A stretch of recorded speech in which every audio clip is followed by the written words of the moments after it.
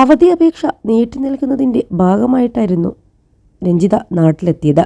ഇന്നലെയാണ് 3 ദിവസത്തെ അവധിക്ക് ശേഷം 3-ാം ക്ലാസ്സിലും 10-ാം ക്ലാസ്സിലും പഠിക്കുന്ന 2 മക്കളോടും കുടുംബത്തോടും യാത്ര പറഞ്ഞ് രഞ്ജിത UK യാത്ര തിരിച്ചത്. വിട പറയൽ എന്നും നൊമ്പരമാണെങ്കിലും ഏറെ സ്വപ്നങ്ങളുമായാണ് രഞ്ജിത തിരിച്ചുപോയത്. ഗൃഹപ്രവേശ ചടങ്ങ് ഉടൻ തന്നെ നടത്തണമെന്നായിരുന്നു രഞ്ജിതയുടെ ആഗ്രഹമെന്ന് ബന്ധുക്കൾ പറയുന്നു. ആ ആഗ്രഹം ബാക്കിവെച്ചാണ് ഒടുവിലത്തെ മടക്കം.